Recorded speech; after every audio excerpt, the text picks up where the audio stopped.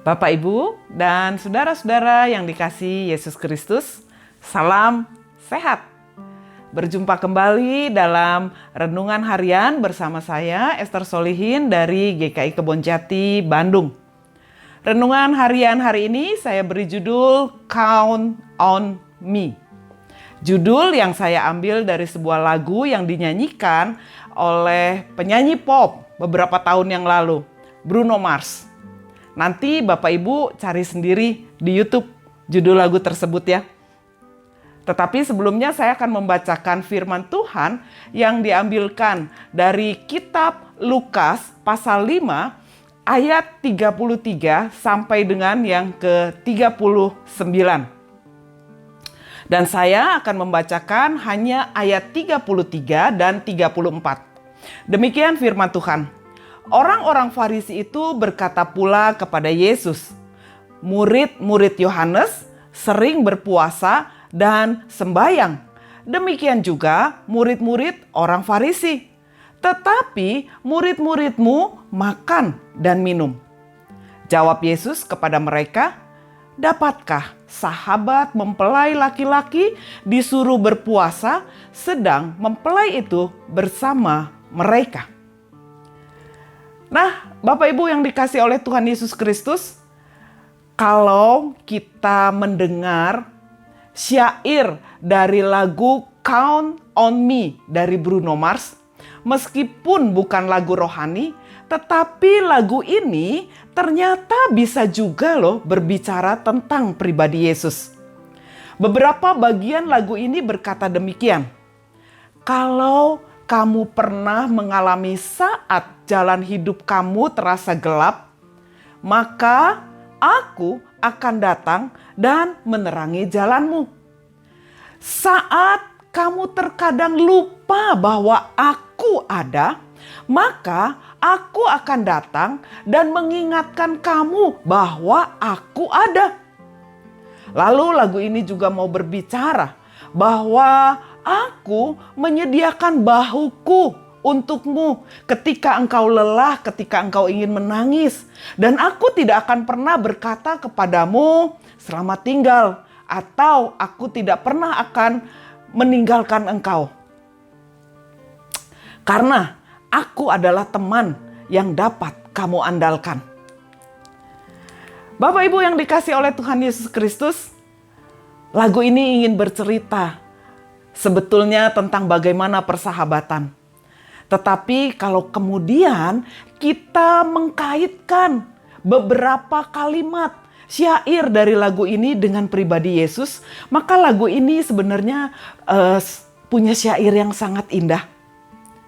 Mau memberitakan, mau menyatakan bahwa ada pribadi Yesus yang senantiasa setia berkarya dalam merawat, menopang, menguatkan, menghibur, mengingatkan.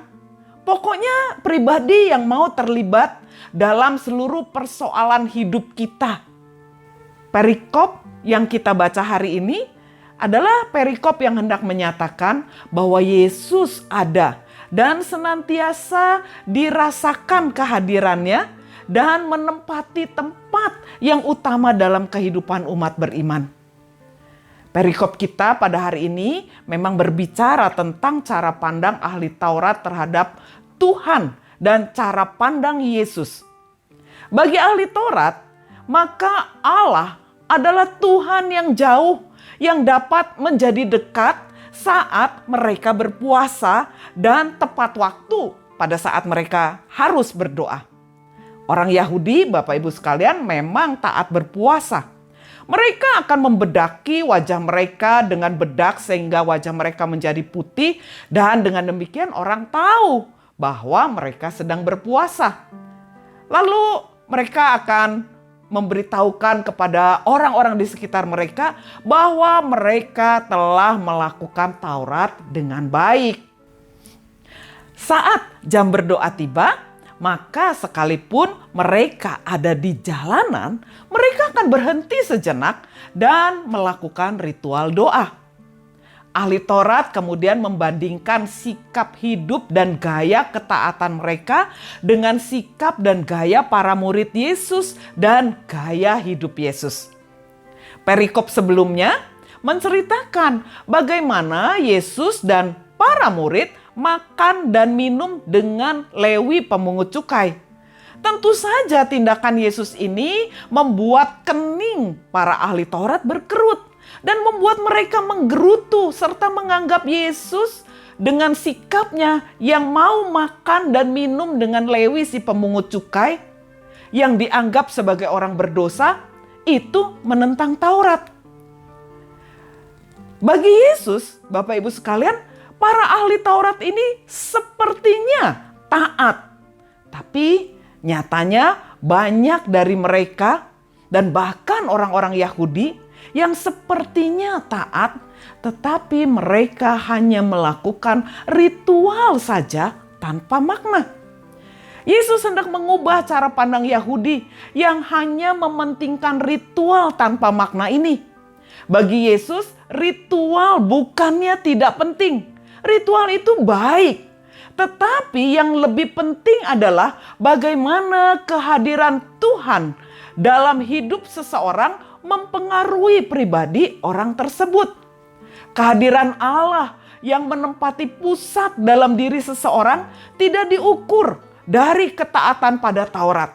Meskipun seorang yang taat dan setia kepada Tuhan, yang hidupnya senantiasa taat dengan sungguh-sungguh kepada Tuhan, maka biasanya pasti dia juga akan taat kepada Taurat. Tetapi ada banyak orang yang sepertinya melakukan Taurat, tetapi hatinya jauh dari Tuhan. Yesus hendak mengajarkan bahwa dialah yang seharusnya menjadi pusat hidup. Orang-orang seharusnya mampu dan mau menjadikan Yesus sebagai bagian yang terpenting. Dan jangan jauh dari Yesus. Mengapa? Sebab melalui dan di dalam hakikat Yesuslah kehadiran Allah menjadi nyata. Yesus hendak menghadirkan bahwa Allah memang harus disembah dan dimuliakan. Tetapi Yesus juga hendak menghadirkan bahwa Allah yang jauh adalah Allah yang ternyata telah terlebih dahulu mendekatkan diri dan meraih umatnya dengan kasih dan pemeliharaannya. Allah tidak perlu dibujuk untuk manusia merasakan kehadiran Allah. Manusia bukan hanya dan bukan sekedar melalui berpuasa saja bisa dekat dengan Allah. Tetapi Yesus mau menyatakan Allah datang terlebih dahulu untuk manusia. Allah mengasihi manusia terlebih dahulu. Allah memelihara manusia terlebih dahulu. Karena itu, mereka yang percaya dan menjadikan Yesus sebagai yang utama dalam hidup, biasanya mereka adalah orang-orang yang mampu menjadi teguh dan tegar menghadapi gelombang dunia. Karena Yesus bisa menjadi teman, bisa menjadi sahabat yang menopang, menolong, menyertai umat manusia yang senantiasa menjadikan Yesus sebagai pusat hidupnya. Count on me. Bahwa kehadiran Yesus adalah kehadiran yang patut diperhitungkan, patut diimani, patut diterima dan dijadikan sebagai pusat hidup. Karena kehadirannya dalam hidup kita adalah sebagai Tuhan yang memiliki hidup kita, yang mau terlibat dan ikut serta dalam perjalanan dan pergumulan hidup kita yang paling berat sekalipun. Saat kita bergumul secara ekonomi, saat kita bergumul secara kesehatan, pekerjaan, rumah tangga, mari hadirkan dan jadikan Yesus sebagai yang utama. Saat jalan terasa gelap, Yesus akan menjadi penerang. Saat kita merasa sendiri, seperti tersesat di sebuah pulau, Yesus akan mendayung perahunya, menghampiri kita, dan kita tahu bahwa kita tidak sendiri. Saat kita lupa bahwa betapa berartinya Yesus bagi hidup kita, maka Yesus akan datang dan mengingatkan kita dengan penuh kasih. Satu kalimat yang berikutnya dalam lagu Count on Me dari Bruno Mars ini dikatakan, "You will always have my shoulder when you cry. I will never let go, never say goodbye." Mari kita jalani hari ini dan Yesus berkata kepada kita, "Count on me." Tuhan memberkati. Amin.